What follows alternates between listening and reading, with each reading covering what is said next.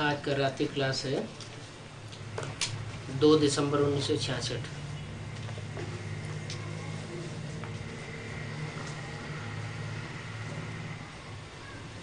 पहला ही पेज है। जो बाप को नहीं मानते हैं उनको समझाना है। ये जो कहते हैं सब भाई भाई हैं, यह बात तो मानते हो? अगर सब भाई भाई हैं तो जरूर कोई एक बाप ही होगा ना। कुछ तो आप मानेंगे ना। कोई को तो रचयिता कहेंगे। रचयिता तो जरूर एक होगा, बाकी सब है रचना। सृष्टि को रचने वाला कोई तो होगा। तुमने जैसे स्त्री को अडॉप्ट किया है तो तुम रचयिता हो अपने बच्चों के। तो आत्माओं का भी कोई बाप होगा ना। अब आत्मा रची तो नहीं जाती है। आत्माएं तो अजर अमर अविनाशी है, अनादि है, लेकिन आत्माएं अपने स्वरूप को भूल जाती है। तो उन भूली हुई आत्माओं को परिचय देने वाला, अपने स्वरूप को बताने वाला कोई तो होगा ना।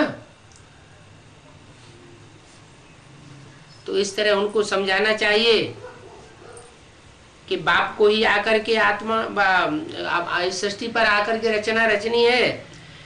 नई दुनिया की, पुरानी दुनिया जो है उनको फिर नया बनावेंगे।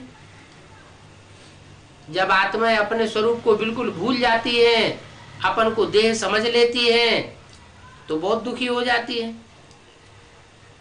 क्योंकि देह के 5 तत्वों में आत्मा रमण करने लग पड़ती है। यह पुरानी दुनिया जो है उनको फिर आकर के बाप ही नया बनावेंगे ना। कोई ना कोई रीत से उंगली लगानी है। मल्ल युद्ध लड़ते हैं ना, बड़ा युक्ति से उंगली लगाते हैं। ये भी तुम बच्चों को समझाना है। गॉड फादर को सब बुलाते हैं, हे लिबरेटर आओ। तो सब भाइयों का बाप तो जरूर होगा। वो कहाँ रहते हैं और ये सभी आत्माएं इस सृष्टि पर कहां से आती हैं,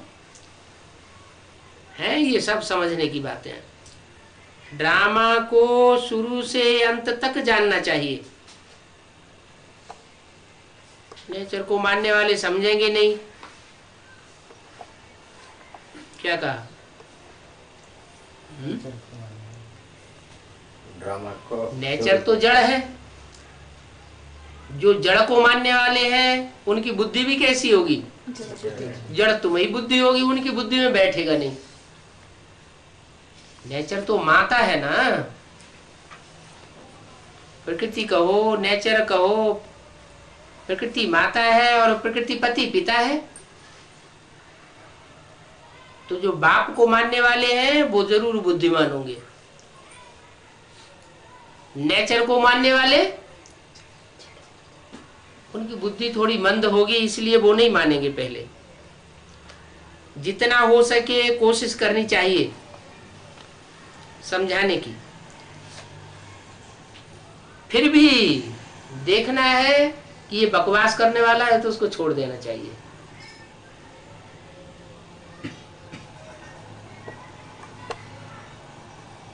कोई न कोई तरीके से बाप को मानते तो हैं जरूर, परंतु जानते नहीं हैं। आत्मा घड़ी घड़ी पुकारती है क्योंकि बाप ने आकर आत्माओं को दुख से छुड़ाया है। नहीं तो पुकारती क्यों है? कोई बार बार रसगुल्ले को याद करता है तो जरूर है आत्मा में रसगुल्ला खाने का संस्कार है, तो याद करता है। तो बाप को भी याद करते हैं, बुलाते हैं, तो जरूर वो कभी इस सृष्टि पर आया है और आकर के उसने सुख दिया है और दुख से छुड़ाया है। अब आत्मा निर्लेप तो हो न सके। अगर आत्मा निर्लेप हो जाए तो सुख दुख का भासना नहीं ले सकती है। आत्मा में ही संस्कार रहते हैं, और मन बुद्धि भी आत्मा ही में ही है। ये थोड़ा ही कहा जाता है जब शरीर छूटता है, आत्मा मनुष्य मरता है, तो कोई कहता है कि इसमें आत्मा रह गई, मन बुद्धि रह गई। आत्मा निकल गई माना मन बुद्धि की पावर निकल गई।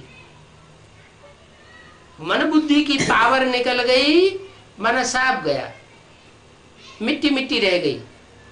5 तत्वों का पुतला रह गया, लेकिन जो असली चीज उसको चलाने वाली थी वो गई। उस मन बुद्धि में ही अनेक जन्मों के संस्कार भरे हुए हैं, और ये मन बुद्धि भी आत्मा का ही रूप है। ये शरीर तो जड़ है, ये फीलिंग आदि सब आत्मा में आती है। जब आत्मा अलग है, शरीर नहीं है, तो फिर फीलिंग नहीं होती है। तो अभी ये युद्ध चल रही है,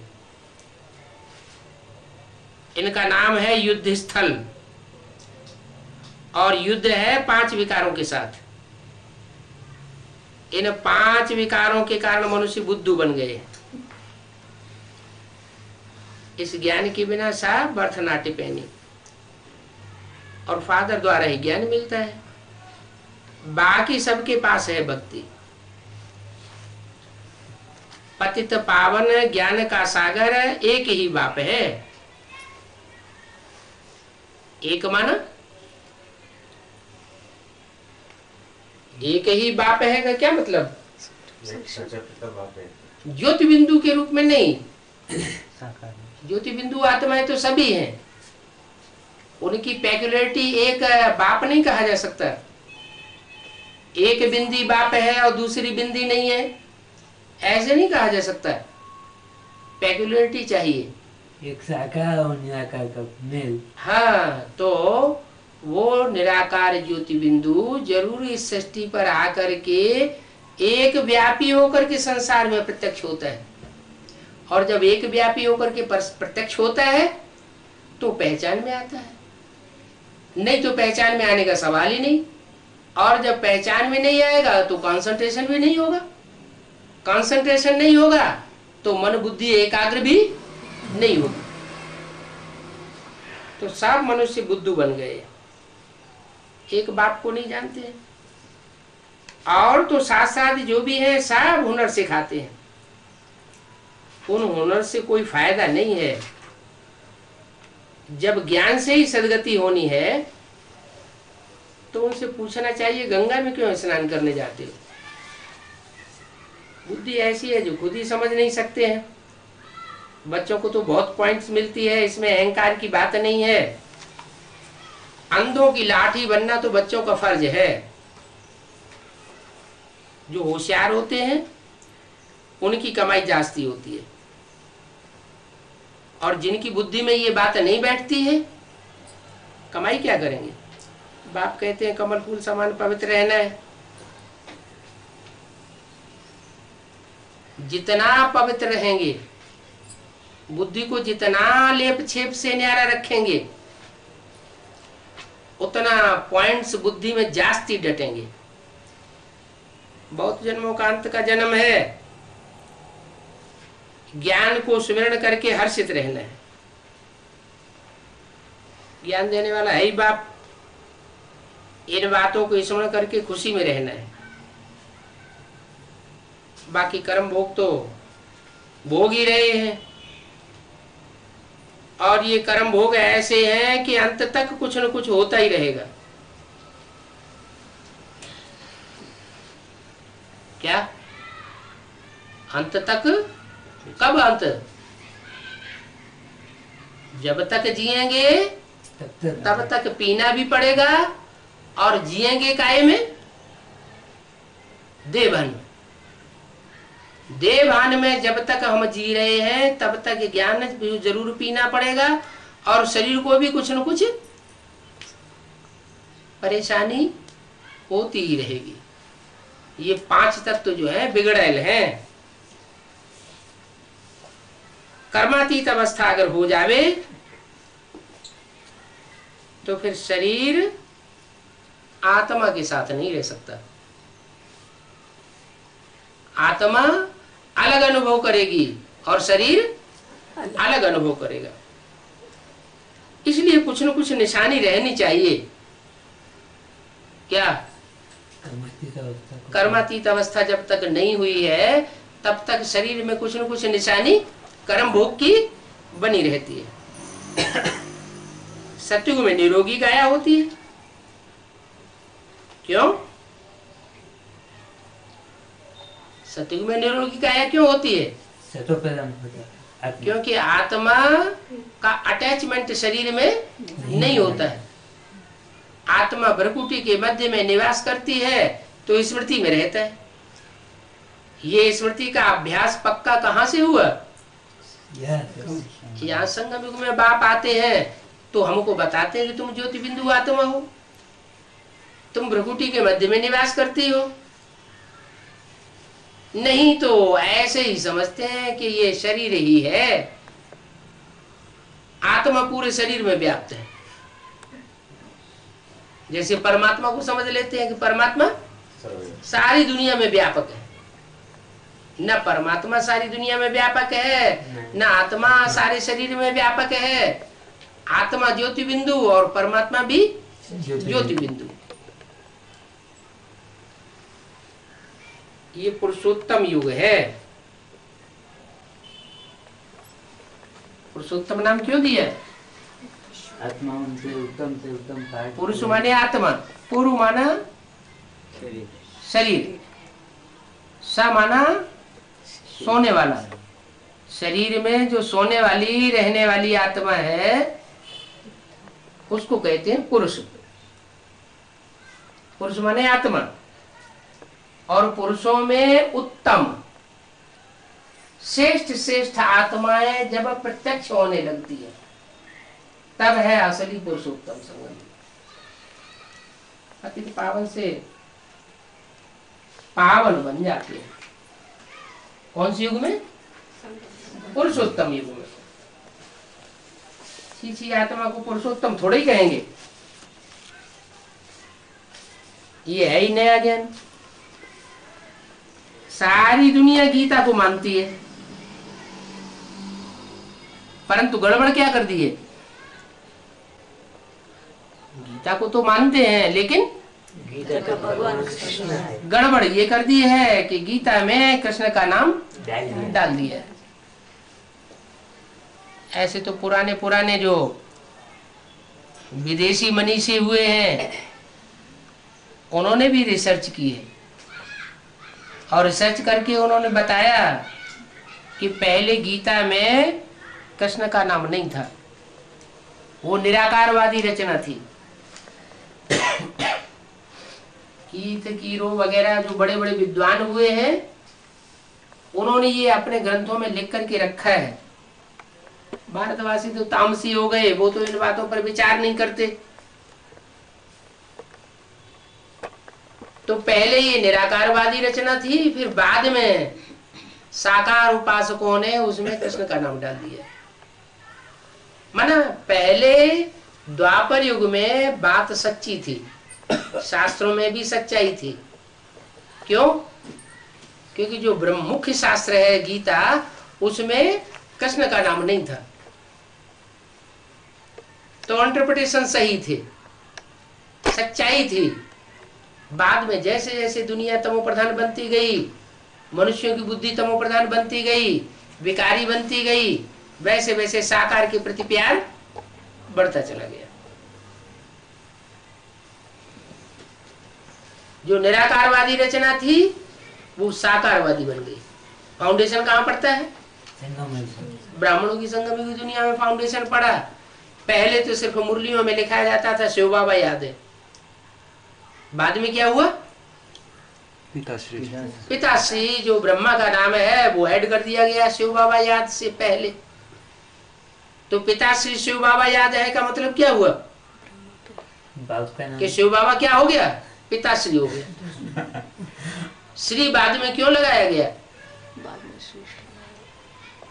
क्योंकि वो पिता बाद में श्रेष्ठ बनने वाला है, इस जन्म में श्रेष्ठ बनने वाला नहीं है। माना दादा लेखराज की आत्मा के लिए ये बात लागू की गई, और यही बात फिर शास्त्रों में बड़ा ड्रामा जो होता है उसमें समा गई। यहां जिन्होंने चेंज किया उन्होंने वहां भी चेंज किया होगा।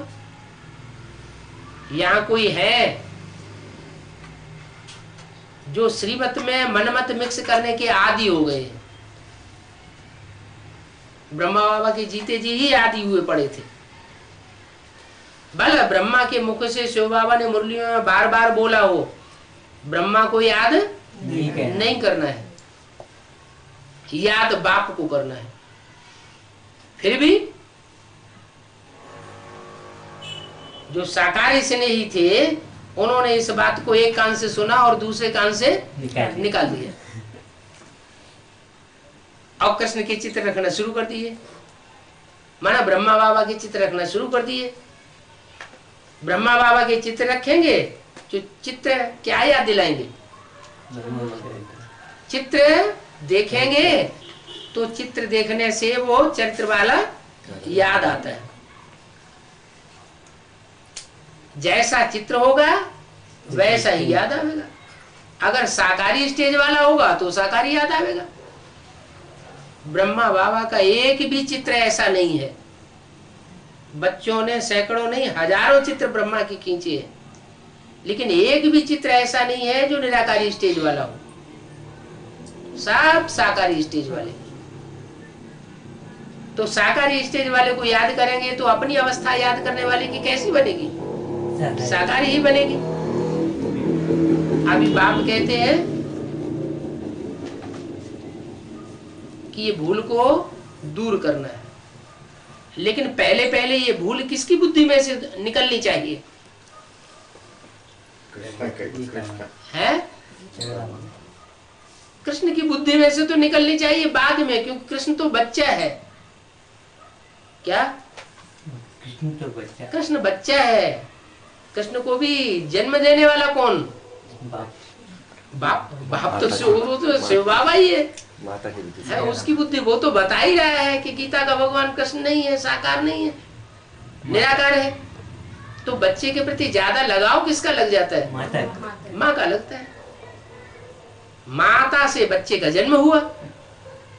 जब तक बच्चा जन्म नहीं लेता है तब तक माँ का प्यार पति में रहता है, और जब बच्चा पैदा हो जाता है तो माँ का प्यार सारा बच्चे में चला जाता है। तो वो ही हुआ। यज्ञ के आदि में जब झगड़ा हुआ, व्यक्तवाणी में बोला ना, विनाश ज्वाला कब प्रज्वलित हुई? यज्ञ के आदि से ही स्थापना के साथ साथ यज्ञ कुंड से विनाश ज्वाला प्रज्वलित हुई। कोई कारण या कारण ऐसा बना कि माँ बाप में फ्रिक्शन पड़ा और विधर्मी बच्चे उस फ्रिक्शन डालने के निमित्त बने, और उसमें कृष्ण बच्चे ने जो पार्ट बजाया वो बहुत प्यारा पार्ट बजाया। माँ को वो प्यारा पार्ट बहुत अच्छा लगा। बाप की असलियत को माँ ने नहीं समझा और उन विधर्मी बच्चों ने भी नहीं समझा। आखिर टक्कर होकर के वो अलफ को मिला अल्लाह, बे को मिली बादशाही। आई तार अल्लाह की, हुआ रेल का राही। कौन रेल का राही हुआ? प्रजापिता गया। कहने क्या हमको क्या परवाह, हमको तो जो पाना था पा लिया, हमको मिल गया। हाँ, इतना जरूर है कि यज्ञ के आदि में ज्ञान उतना खुला नहीं था, ज्ञान उतना विस्तार को नहीं पाया हुआ था, इसलिए छोड़ करके चले गए। अब जो छोड़ करके चले गए जावेंगे कहाँ? ब्राह्मण जन्म लेकर के जो एक बार ज्ञान लेता है वो उसका ज्ञान कभी नष्ट नहीं होता। वो आत्माएं चली गई भले, राम और राम के फॉलोअर्स और दोबारा यज्ञ में आते हैं। और जिनका भक्ति का फाउंडेशन था बात को समझने का जिन्होंने प्रयास ही नहीं किया, वो भक्ति का फाउंडेशन वाली आत्माएं बनी रह गई यज्ञ में, और लंबे समय तक उनका फाउंडेशन चलता रहा। जैसे 2500 साल तक इस सृष्टि पर भक्ति का फाउंडेशन चलता है। आखिरी ने अंत में आकर के जब जास्ती तमो प्रधानता बढ़ती है तो डसर हो जाता है। ब्रह्मा की सोल अंत में जब मम्मा ने शरीर छोड़ा तो अपने को संभाल नहीं सकी और बच्चों के पूरे ही कंट्रोल में आ गई। बच्चों ने पूरा ही धोखा देना शुरू कर दिया। बुद्धि में तो बैठा कि यज्ञ के आदि में जो व्यक्तित्व था वो ही श्रेष्ठ था। इसलिए मुरली में ये बात आने लगी कि ब्रह्मा कुमारी विद्यालय या ब्रह्मा कुमार कुमारी अपन को कहना ये रंग है। क्या कहना चाहिए? प्रजापिता ब्रह्मा कुमार ब्रह्मा कुमारी, प्रजापिता ब्रह्मा कुमारी ईश्वरी विश्वविद्यालय, ये नाम होना चाहिए। माँ के नाम के ऊपर विद्यालय का नाम अकेली माँ के ऊपर नहीं होना चाहिए, दोनों का नाम होना चाहिए। बच्चों ने तो उन बातों की गहराई पर ध्यान नहीं दिया। ध्यान नहीं दिया, क्यों ध्यान नहीं दिया? क्योंकि उनकी बुद्धि में कौन बैठा हुआ था? ब्रह्मा बैठा हुआ था। उनकी बुद्धि में ये राज ही नहीं आया। उन्होंने समझा कि ब्रह्मा ही प्रजापिता है। अरे अम्मा कैसे पिता हो जाएगी? अम्मा अम्मा रहेगी, बाप बाप रहेगा। तो एक कान से सुना, दूसरे कान से निकाल दिया। ब्रह्मा बाबा फिर भी 3-4 साल उनके मुख से परमात्मा ये बात बताते रहे कि प्रजापिता सा, और डाला भी। जो चित्र है लक्ष्मी नारायण के चित्र है और उसका ये सीढ़ी का चित्र, इन 2 चित्रों में प्रजापिता शब्द डाला भी गया, लेकिन फिर मर्म को नहीं समझा कि ये प्रजापिता शब्द ऐड क्यों किया गया। विद्यालयों में भी ब्रह्मा कुमारी विद्यालय पहले लिखा जाता था, बाद में वो प्रजापिता शब्द ऐड हो गया। प्रजापिता ब्रह्मा कुमारी ईश्वर विश्वविद्यालय लिखा भी जाने लगा, लेकिन उसके मर्म को नहीं समझा कि क्यों लिखा जाने लगा। वो परंपरा चालू बनी रही। गीता का भगवान फिर भी साकार में किसको मान लिया गया? दादा लेखराज ब्रह्मा कृष्ण की सोल को गीता का भगवान समझ लिया कि इससे ऊपर बढ़कर के कोई भी आत्मा भगवान का पद पाने वाली नहीं हो सकती। गीता गान करने वाली आत्मा जो है वो कृष्ण की ही सोल है। तो इतना जब बुद्धि में नहीं बैठता है और बच्चे हावी हो जाते हैं माँ के ऊपर अपनी मनमत के आधार पर, तो अंत में आखिरी माँ को शरीर छोड़ना पड़ता है और बच्चों को जो माँ का आसरा मिला हुआ था वो छोड़ देना पड़ता है। मम्मा तो पहले ही शरीर छोड़ करके चली गई थी, ब्रह्मा भी शरीर छोड़ करके चले गए। अंत में क्या हुआ कि धर्म सत्ता राज सत्ता अलग अलग हाथों में बट जाती है। जब धर्म सत्ता राज सत्ता अलग अलग हाथों में बट जाती है तो अपना अपना प्रोविंस ही अलग अलग कर लेते हैं। जैसे द्वापर युग शुरू हुआ तो अरबियंस ने आकर के क्या किया? अपना अरब देश अलग कर लिया। अरब देश में जाकर के उन्होंने राजाई शुरू कर दी। उनका धर्मखंड अलग हो गया, उनका राज्य अलग हो गया। ऐसे ही यज्ञ में भी हुआ, अलग अलग जोनल इंचार्जेस बन गए और उन अलग अलग जोनल इंचार्जेस ने अपनी अपनी सत्ता अलग अलग कायम कर ली। ये रावण राज्य की शुरुआत हुई मम्मा बाबा के शरीर छोड़ने के बाद।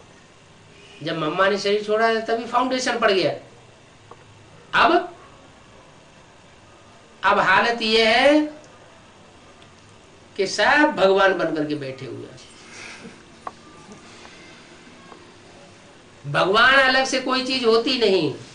मुख से कहते हैं कि परमात्मा सर्वव्यापी नहीं है, लेकिन प्रैक्टिकल कर्म और प्रैक्टिकल वाचा क्या बोलते हैं? जैसे कि यही भगवान बने बैठे। जब ऐसी स्थिति हो जाती है तब शिव बाबा को फिर प्रत्यक्ष होना पड़ता है, लेकिन सब बच्चों के सामने एक साथ तो प्रत्यक्ष नहीं होगा। जैसे यज्ञ के आदि में 3 मूर्तियों के साथ था, वैसे अंत में भी उसे 3 मूर्तियों के साथ द्वारा ही प्रत्यक्ष होना पड़ता है। पहली मूर्ति पहले प्रत्यक्ष होती है, वो है ब्रह्मा की मूर्ति, प्यार भरा रूप। फिर दूसरी मूर्ति है शंकर की मूर्ति। शंकर के द्वारा जो ब्राह्मणों की दुनिया में असुर घुसे हुए होते हैं, उन असुरों का सफाया करने के लिए वो ज्ञान बाण तैयार किए जाते हैं। और ये ज्ञान बाण जब तैयार होते हैं तो वो असुर अंदर ही अंदर तिल मिलाते हैं, कुछ कर नहीं सकते। मुरली में बोला, बाप तो प्रत्यक्ष हो ही जाएगा, कुछ भी कर नहीं सकेंगे। बाप की प्रत्यक्षता होती है तो जरूर एक व्यापी बनकर की होगी। एक व्यापी बाप जिनकी जिनकी बुद्धि में बैठता जाता है, वो उनकी बुद्धि एकाग्र होती जाती है। और जिनकी बुद्धि में ये बात बैठती नहीं कि एक व्यापी कैसे है, तो उनकी बुद्धि दीदी दादी दादाओं में बिखरती रहती है। और बिखरती हुई बुद्धि कभी किसी गंगा को याद करेगी, कभी किसी यमुना को याद करेगी, कभी किसी नदी को याद करेगी, और उनमें बैठ करके तल्लीन होकर के ज्ञान स्नान करेंगे। ये नहीं समझते कि भगवान आवेगा तो नित नए ज्ञान के पॉइंट सुनावेगा। भगवान आकर के कोई पुरानी बातें नहीं सुनाता है, वो तो नई बात सुनाता है। जो दुनिया में बातें सुनाते हैं शास्त्रकार या बड़े बड़े विद्वान पंडित आचार्य या धर्म पिता हैं, वो बातें तो पुरानी ही पुरानी बातें सुनाते रहते हैं। बाप जो आकर के सुनावेंगे वो सब नया सुनावेंगे। तो जो कुछ नया सुनाते हैं उस नए ज्ञान को ही कहा जाता है अमृत। कैसे सुनाते हैं? ऐसे नहीं कि ब्रह्मा के मुख से जो कुछ बोला है उसका काट कर देते हैं, नहीं। ब्रह्मा के मुख से जो बोला गया है उस ज्ञान का ही विश्लेषण कर देते हैं, और ऐसा विश्लेषण करते हैं जिससे ज्ञान की धारा जो सीधी सीधी एक तरह से जा रही थी वो बिल्कुल उल्टी दिखाई पड़ती है। पहले बात कुछ और थी और अब बात बिल्कुल पलटी हुई दिखाई पड़ती है। सारा मदार ही पलट जाता है, तब नई दुनिया की रचना होती है। बेसिकली नया ज्ञान था, उसमें नई नई बातें थी। आत्मा निर्लेप नहीं है, आत्मा की सदाकाल मुक्ति नहीं होती। आत्मा परम धाम की वासी है, परमात्मा परम धाम का वासी है। आत्मा सर्वव्यापी नहीं है। परमात्मा इस सृष्टि पर हर युग में नहीं आता है, सिर्फ संगम युग में आता है।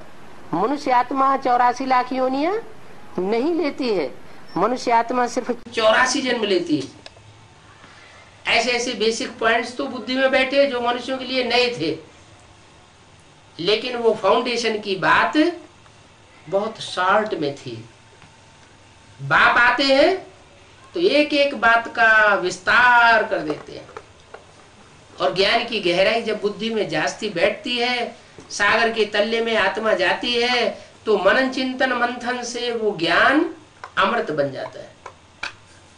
जो अमृत बनता है वो फिर ताकत ज्यादा देता है, खुशी ज्यादा लाता है। अंदर अंदर की खुशी आती है, आती तो है, लेकिन जिन बच्चों को खुशी आती है वो बच्चे उस कैटेगरी के हैं जो जन्म जन्मांतर की पतित आत्मा है, राजा बनने वाली आत्मा है। कोई एक रईस का बच्चा हो, बहुत साहूकार का, और एक गरीब का बच्चा हो, और दोनों कुसंग में आ जाए, तो जास्ती कौन गिरेगा? साहूकार का बच्चा। जो साहूकार का बच्चा होगा वो जास्ती कुसंग में गिरेगा, नीचे गिरेगा। ऐसे ही हुआ, जो परमात्मा के राजा बच्चे थे वो आखिरी जन्म में उतरते उतरते जास्ती विधर्मियों के कुसंग में आ जाते हैं। अभी लास्ट जन्मों में जितने भी राजा कहे जाने वाले हुए उनमें बहुत कम ऐसे राजा हुए जिन्होंने विदेश की यात्रा न की हो, और विदेश में जाते थे तो संग का रंग बुद्धि में लेकर के आते थे। तो ऐसी ज्यादा संग के रंग में आने वाली ज्यादा पतित आत्माएं जो है वो भले ज्ञान बहुत श्रेष्ठ मिलता है, लेकिन अपवित्रता के संस्कार होने के कारण वो ज्ञान उतना असर नहीं कर पाता जितना पावरफुल ज्ञान मिला हुआ है। फिर क्या होता है? नीचे की जाए। फिर क्या होता है? 1000 गुना पाप का बोझा चढ़ता है। और जब 1000 गुना पाप का बोझा चढ़ता है तो आत्मा दबी हुई महसूस करती है, ऊपर चढ़ना चाहती है फिर भी ऊपर नहीं चढ़ती, बार बार नीचे आ जाती है। तब तीसरी मूर्ति को प्रत्यक्ष होने का टाइम आता है। तीसरी मूर्ति जस्ट अपोजिट। राजाएं थे जन्म जन्मांतर के पतित, और भारत की रानियां थी जन्म जन्मांतर की पवित्र आत्माएं। वो पवित्र आत्माएं जब एडवांस नॉलेज को लेती है तभी विजय का झंडा फहरा जाता है। तो पवित्र आत्माएं हैं, वो पवित्र होने के कारण, क्योंकि पवित्रता से ही दुनिया के सारे काम होते हैं। बाप की प्रत्यक्षता भी काहे से होती है? प्योरिटी के आधार पर बाप की प्रत्यक्षता हो सकती है। नहीं तो बाप बच्चों को प्रत्यक्ष करेगा, बच्चे बाप को प्रत्यक्ष नहीं कर सकते। कहा जाता है सन सोज फादर, फादर सोज सन्स। अब फादर तो ज्यादा पावरफुल है, सर्वशक्तिवान है, बच्चे तो नंबरवार हैं, इसलिए फादर अपने बच्चों को नंबरवार बच्चों को पहले प्रत्यक्ष कर देता है। बच्चे फिर भी बाप को प्रत्यक्ष नहीं कर पाते संसार में। तो वो विजयमाला और उसकी हेड जब निकलती है एडवांस में, तब वो विजय का झंडा फहराता है। चारों तरफ से हुजूम का हुजूम इकट्ठा होता है पवित्र आत्माओं का, जिसके लिए मिसाल दिया है, रानी मक्खी उड़ती है तो उसके पीछे सारा झुंड जाता है। अभी क्या है? अभी तो एक एक आत्मा की मेहनत करते, एक एक आत्मा को समझाते, और समझाने के बाद फिर वो नीचे ऊपर होने लग पड़ती है। थोड़ा समय अवस्था अच्छी रहती है, फिर उसके बाद अप एंड डाउन की स्टेज में आने लग पड़ती है। अंत में क्या होगा? जब तीनों ही मूर्तियां इकट्ठी हो जाती है, ब्रह्मा की मूर्ति, विष्णु की मूर्ति और शंकर की मूर्ति, ये तीनों मूर्तियां इकट्ठी होकर के जब सम्मिलित प्रयास करती हैं, तब प्रत्यक्षता हो जाती है। ये प्रत्यक्षता होने का टाइम अब आ गया, लेकिन इससे पहले कड़क परीक्षा होनी है राजा बनने वाली आत्माओं की। जब तक उन कड़क परीक्षाओं से पसार नहीं होंगे, तब तक नंबर निर्धारित नहीं हो सकते। समाज भी परीक्षा लेगा, घर वाले भी परीक्षा लेंगे, अभी भी ले रहे हैं, लेकिन उस समय परीक्षाओं की तीव्रता बहुत हो जाएगी। माया अपना विकराल रूप धारण करेगी, प्रकृति अपना विकराल रूप धारण करेगी। मायावी आत्माएं छोड़ेंगी नहीं, और प्रकृति के 5 तत्व वो शरीर को भी तंग करेंगे। और जो संघात में ही 5 तत्व हैं, जिनके आधार पर भूकंप आते हैं, बाढ़ आती है, अकाल पड़ता है, ये भी अपना विकराल रूप धारण करेंगे। और ऐसी स्थितियों के बीच में जो आत्माएं जिन्होंने पक्का याद का अभ्यास किया होगा, एक से लगन लगाई होगी, अथवा ये कहें कि उनके अंदर अनेक जन्मों के बाप से प्यार होने के संस्कार पड़े हुए होंगे, माने राम वाली आत्मा के प्रति विशेष स्नेह भरा हुआ होगा, वो आत्माएं पहले विजयी होंगी। फिर नंबरवार ऐसे ही होते जाएंगे। माना एक संगठन पहले पावरफुल बनेगा और फिर एक दूसरे को खींचते हुए 108 की माला तो रुद्रमाला तैयार होती है, लेकिन वो विजय नहीं प्राप्त कर पाते। जो विकारों पर विजय प्राप्त करनी चाहिए वो विजय प्राप्त नहीं होती। विजय प्राप्त तब होती है जब उनकी सहयोगिनी शक्तियां उनको आकर के सहयोग की उंगली देती, और वो सहयोग की उंगली है वाइब्रेशन के द्वारा। वाइब्रेशन याद के इतने तीखे हो जाएंगे कि उन वाइब्रेशन के आधार पर ही नई सृष्टि का सृजन होगा। जैसे लक्ष्मी नारायण के चित्र में दिखाया गया है, राधा कृष्ण एक दूसरे को देख रहे हैं और लक्ष्मी नारायण एक दूसरे को देख भी नहीं रहे हैं, माने दृष्टि मात्र का भी उनका संयोग नहीं हो रहा है, लेकिन वाइब्रेशन एक दूसरे से मिल रहे हैं। तो जो वाइब्रेशन एक दूसरे से मिलेंगे वो वाइब्रेशन की पावर बहुत बड़ा काम करेगी, सारी सृष्टि को परिवर्तन करेगी। एक तरफ होंगी तपस्वी आत्माएं। तपस्या किसको करनी पड़ती है, विकारी को या निर्विकारी को? जो विकारी होते हैं उनको तपस्या करनी पड़ती है। और दूसरी तरफ उन आत्माओं का संगठन इकट्ठा होगा जो निर्विकारी पहले से ही बनी पड़ी है, उनको कोई प्रयास करने की दरकार नहीं होती, उनको कोई पहले से ज्ञान लेने की दरकार नहीं होती, ज्ञान को घिसने की भी दरकार नहीं होती। वो सीधा सीधा आकर के एडवांस नॉलेज सुनती हैं और सीधा सीधा दूसरी आत्माओं को सुनाने की निमित्त बन जाती है।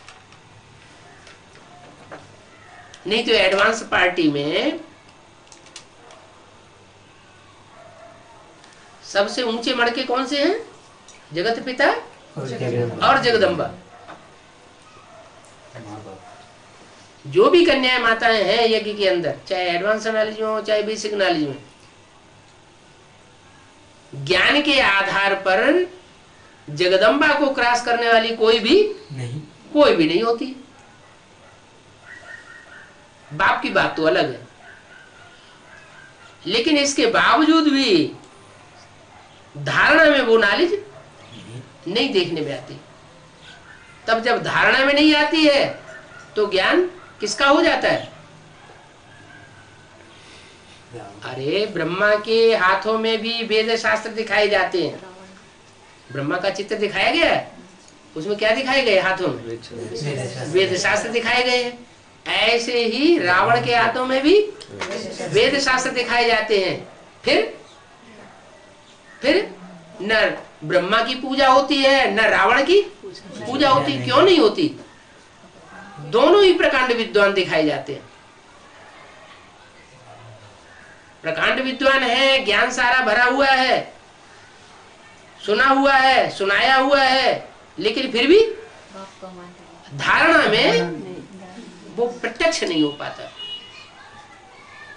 अब यहाँ तो असली ब्रह्मा है ही जो यज्ञ के आदि में था, वो अभी भी है। पार्ट फिर भी क्या बजाते हैं?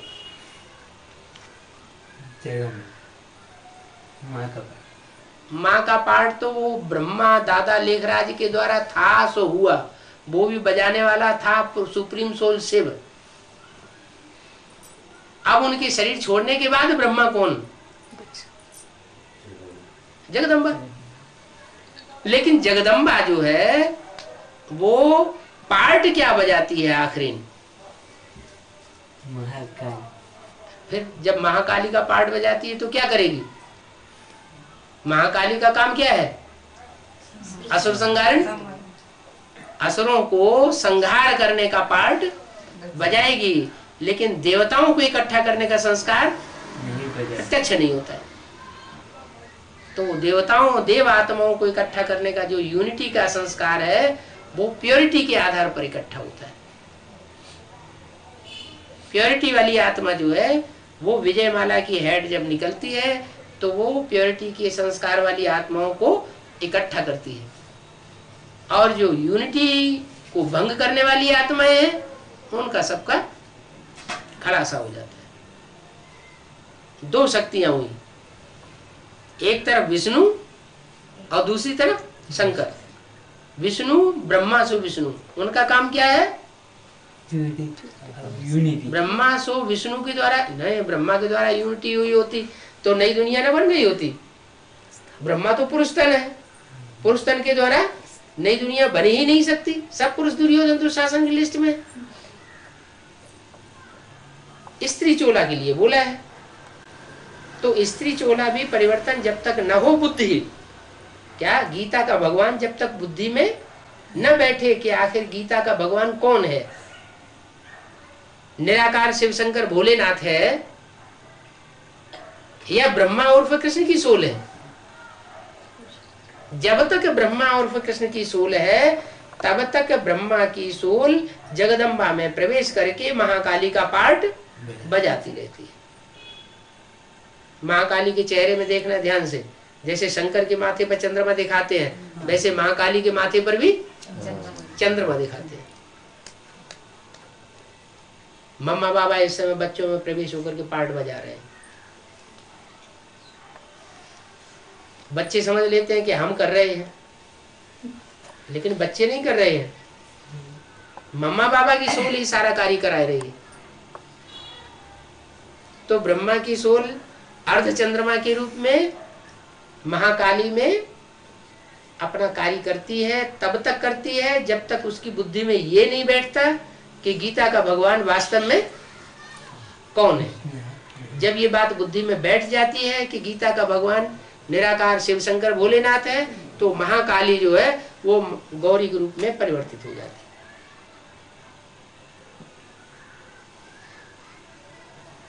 उसको कहा जाता है शंकर के द्वारा प्रेरणा हुई शक्तियों को, तो उन्होंने असुर संहारिणी का पार्ट बजाया। अब प्रेरणा तो पकड़ में नहीं आती। प्रेरणा कोई देखने की चीज थोड़ी ही है, पकड़ में लाने की चीज थोड़ी ही है कि इसने प्रेरणा दी। कहने में आता है कि शंकर की प्रेरणा से विनाश हुआ। अब शंकर तो करते नहीं, शिव करते नहीं। शिव न स्थापना करते हैं, न विनाश करते हैं और न पालना करते हैं, बच्चों के द्वारा कराते हैं। तो ये जितना भी कार्य होता है उस कार्य के निमित्त में अंदर कौन सी शक्ति समाई हुई है? प्योरिटी। प्योरिटी परिवर्तन कहलाती है। प्योरिटी नहीं है तो परिवर्तन प्रत्यक्ष दिखाई नहीं पड़े। काम सारा हुआ पड़ा है, मकान बनाया जाता है तो नक्शा सारा तैयार हुआ पड़ा है, मटेरियल सारा तैयार हुआ पड़ा है, कंसंट्रेशन की पावर सारी तैयार हुई पड़ी है, लेकिन रिजल्ट कुछ भी नहीं आ रहा है। कब तक? जब तक वो प्रैक्टिकल कार्य करने वाले मजदूर मैदान में ना आ जाए। इसलिए कितने साल पहले अव्यक्तवाणी में बाबा ने बोला हुआ था कि विजय माला का आवाहन करो। क्या करो? विजय माला का आवाहन करने की बजाय किसका आवाहन कर रहे हैं? अपनी मौत का आवाहन कर रहे हैं।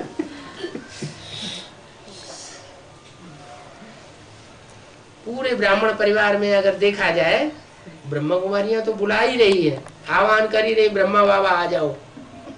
गीत भी ऐसे ही बनाए हुए, उनकी तो बात छोड़ दो। लेकिन जो ज्ञान में होशियार हैं, ज्ञान में तीखे बन चुके हैं, एडवांस नॉलेज वाले कहे जाते हैं, एडवांस नॉलेज धारण करने वाले कहे जाते हैं, उनके अंदर भी लगन क्या लगी हुई है? क्या बड़ी मम्मी? बड़ी मम्मी आ जाए। ये पता नहीं है कि बड़ी मम्मी कितना विकराल रूप धारण कर चुकी है। आएगी, किससे पहले आएगी? लक्ष्मी के आने से पहले आएगी। लक्ष्मी आती है ना, लक्ष्मी का आह्वान करते हैं ना, तो उससे पहले क्या किया जाता है? सफाई की जाती है।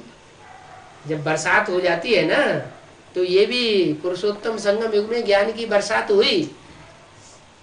जो ज्ञान प्रत्यक्ष होना था वो हुआ, जितनी बरसात होनी थी हो गई। बाबा ने बच्चों से कुछ भी छुपाया नहीं, सब कुछ बच्चों को दे दिया, सारी नॉलेज दे दी। अब ज्ञान बरसात का सीजन समाप्त होता है, दीपकों की अवली जगने वाली है, लेकिन उससे पहले घर की सफाई होती है। तो घर की जो मालकिन होती है, माँ, दादी अम्मा, माता, वो क्या करती हैं? सारे घर की सफाई करते हैं, सारे कीड़े मकोड़े निकाल के बाहर कर देते हैं। नहीं जो एडवांस पार्टी में भी इतने ढेर के ढेर जो बैठे हुए हैं, क्या सारे ही स्वर्ग में चले जाएंगे? जो नई दुनिया का संगठन बनेगा उसमें पहले थोड़े होंगे, या ढेर के ढेर होंगे? थोड़ी थोड़ी आत्माएं होंगी।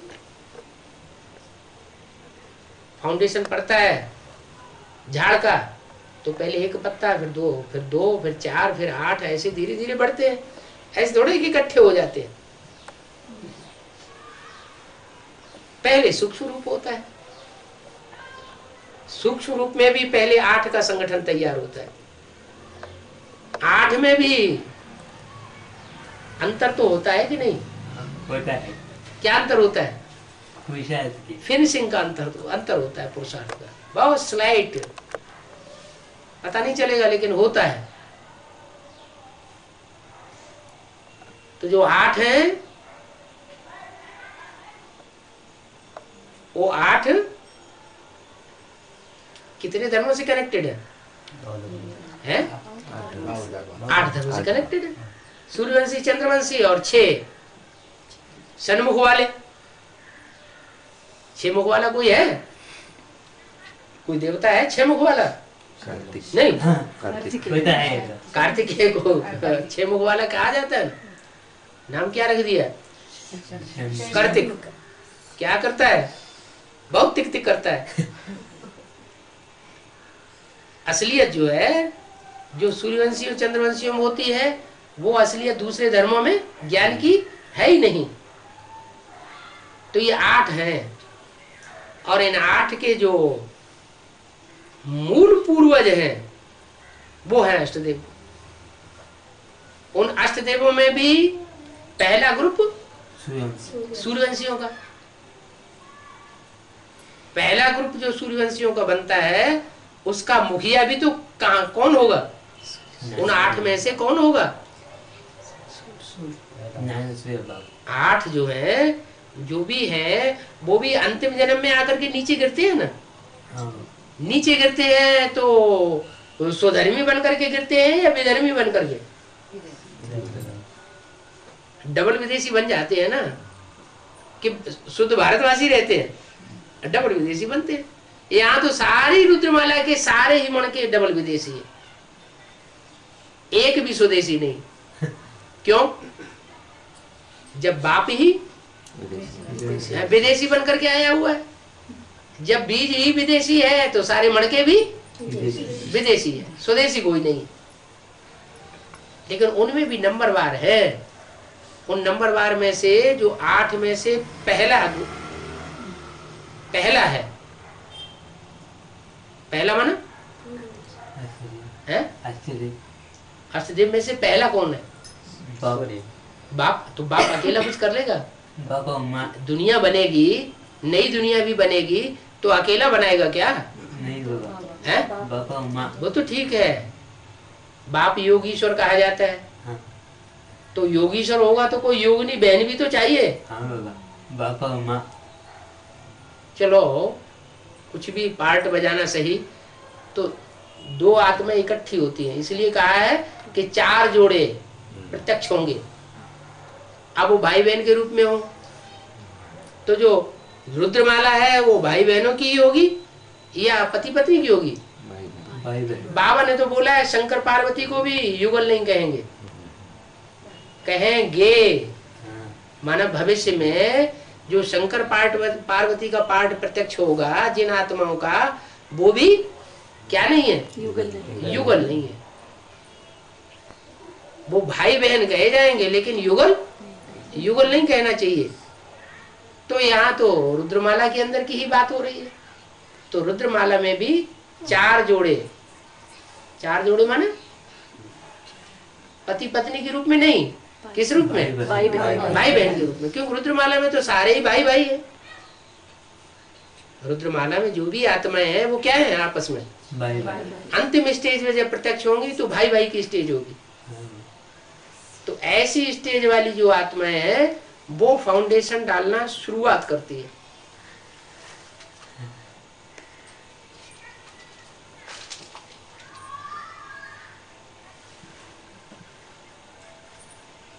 ईश्वर कहा जाता है। अष्टदेवों में से एक का नाम है ईश्वर। चित्र रख दिया है शंकर जी का। जो अष्टदेव दिखाए गए हैं उनमें शंकर जी का चित्र रखा हुआ है और शंकर जी के चित्र का नाम क्या दिया? ईश्वर। वो तो हुआ पहला। अब ईश्वर के साथ ईश्वरी भी चाहिए। वो ईश्वर कब बनता? कौन सी ऐसी खासियत है जो वो ईश्वर का ईश्वर बन जाता है और ईश्वर कहा जाता है? उसमें कोई विशेषता है? क्या विशेषता है? बाप समान हैं? बाप समान बन गए, बाप समान? बन गए। बाप समान किस आधार पर बन गया? निराकारी स्टेज। निराकारी स्टेज क्या है? निराकारी स्टेज के लिए क्या करना पड़ता है? तपस हैं? तपस हैं? क्या पुरुषार्थ? प्योरिटी। प्योरिटी। प्योरिटी वो विष पीता है।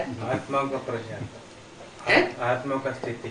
हाँ, मुख्य है तपस्या, अपने को आत्मा समझना और दूसरों को आत्मिक स्थिति में देखना। दूसरों को भी आत्मा देखना, अपन को भी आत्मा देखना। तो मुख्य बात हुई जो वो है योग की।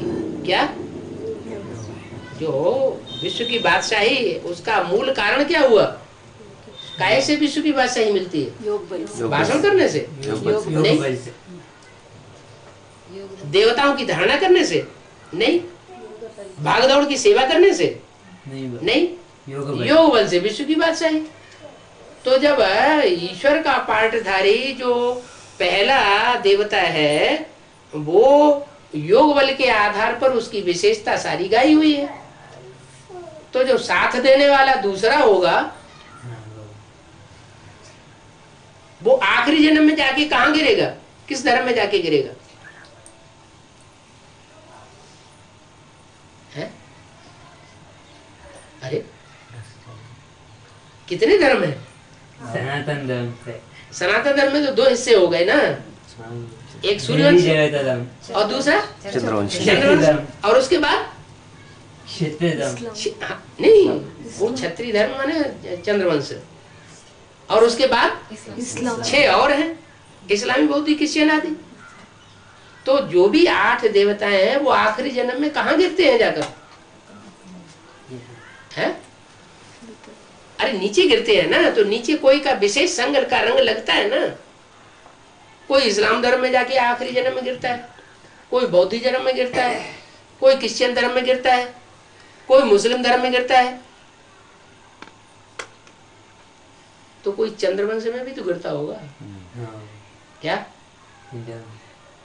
जैसे चंद्रमा ब्रह्मा की आत्मा नीचे गिरती है जाकर के आखिरी जन्म में, एकदम जट बुद्धि बन जाती। जो ज्ञान की असलियत है उनकी बुद्धि में बैठती नहीं, बुद्धि ज्यादा तीव्र नहीं होती। तो ऐसे ही वो आत्मा आखिरी जन्म में आकर के चंद्रवंश के ठेठ तामसी रूप में गिर जाती।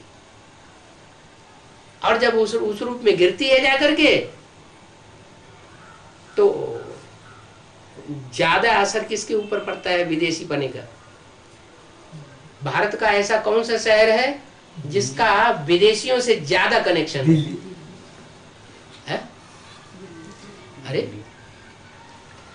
विदेश से इस भारत का कौन सा शहर है जिसका विदेश से सबसे ज्यादा कनेक्शन है? बम्बई का नहीं, दिल्ली। दिल्ली जो है वो विदेश की आवाज पहले रिसीव करती है क्योंकि ज्यादा कनेक्टेड है। क्या? ब्रह्मा बाबा जो है वो कृष्ण की सोल है ना। कृष्ण की राशि किससे मिलाई जाती है? क्राइस्ट से राशि, क्रिश्चियन से राशि मिलाई जाती है। आधार क्या हुआ उसका? जरूर दोनों का आखिरी जन्म में जाके बहुत कनेक्शन हो जाता है। किसका? कृष्ण की सोल का और क्रिश्चियन का, क्राइस्ट की सोल का इतना कनेक्शन हो जाता है कि सारे संस्कार जो हैं क्रिश्चियंस के किस में समा जाते हैं? कृष्ण में समा जाते हैं। तो ऐसे ही ये जो 8 देव हैं जो सबके पूर्वज हैं, वो पूर्वज आत्माएं जो हैं उनमें 2 माने पहला युगल जोड़ा, वो पहले युगल जोड़े के द्वारा नई दुनिया की फाउंडेशन की शुरुआत होती है। अभी तक बुद्धि में क्या था एडवांस पार्टी की? नई दुनिया की शुरुआत कहां से होती है?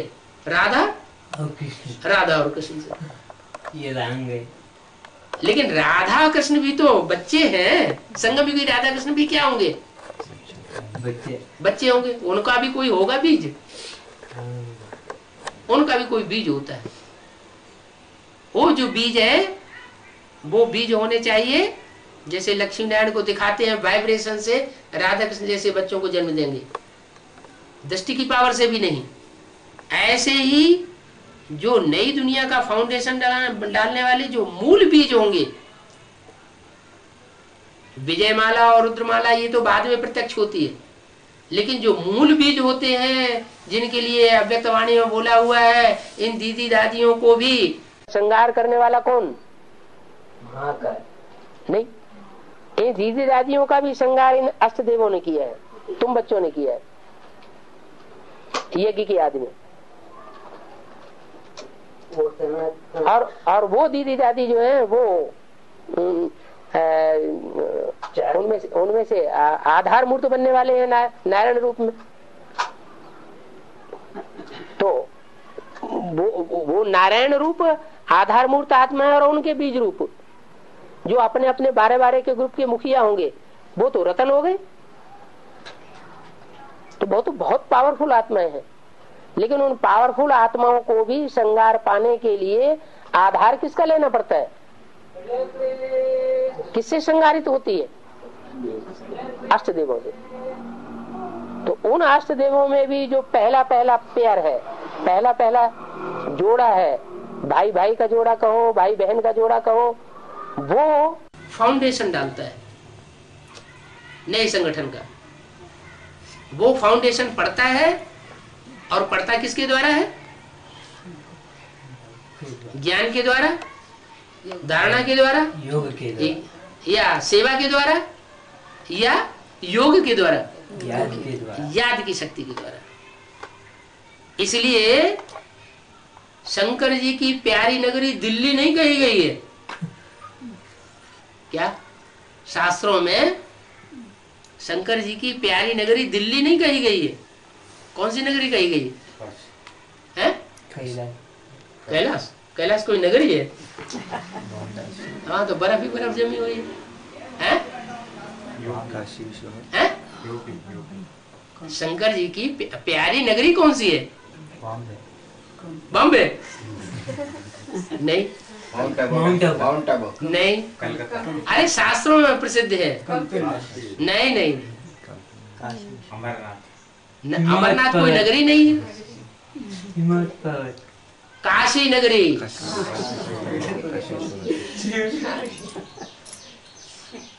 कहते हैं कि शंकर जी के त्रिशूल पर बसी हुई है काशी नगरी, और वो शंकर की सबसे ज्यादा प्यारी नगरी है। काशी विश्वनाथ, काशी विश्वनाथ कहा जाता है। तो उसमें भी कौन सी सिफ्त होगी? चोर को क्या प्रिय होता है? चोर को साहूकार प्रिय होता है, या पुलिस का आदमी प्रिय होता है, या सीआईडी प्रिय होता है? चोर को कौन प्रिय होता है? अरे चोर को प्रिय है, चोर होता है। चोर किसको ज्यादा प्यार करेगा? चोर को प्यार ज्यादा करेगा, दूसरा चोर। तो जो योगी आत्मा होगी वो किसको ज्यादा प्यार करेगी? योगी को प्यार करेगा। दूध में जाके मिलता है, पानी में जाके मिलता है, कचरा कचरे में जाके मिलता है। तो अव्यक्तवाणी में 1-2 साल पीछे जो अव्यक्तवाणी मिली चली है, उनमें कोई योगिनी का नाम आया है क्या? योगिनी बहन नाम सुना कि नहीं सुना? योगिनी बहन। जो योगी राज होगा तो कोई योगिनी बहन सारा काम कैसे करेगी? योग बल के आधार, याद के आधार पर सारा काम होता है। जैसे प्योरिटी के आधार पर सारा काम होता है, वैसे याद के आधार पर ही सारा काम होता है। ऐसे नहीं है, है? योग। हाँ, 2 बातें हुई ना, दोनों अरस परस है। क्या? जो पवित्र रहेगा उसका योग ज्यादा लगेगा, जो योगी होगा उसकी आत्मा पवित्र ज्यादा बनेगी। दोनों परस, लेकिन ज्यादा पावर किसमें है?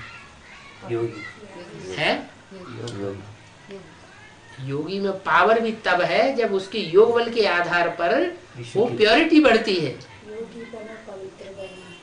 भले विजयमाला की हेड होगी, पवित्र है, जन्म जन्मांतर के संस्कार पवित्रता के हैं, लेकिन योग बल उतना नहीं है। कितना? जो नई दुनिया का फाउंडेशन डाल सके।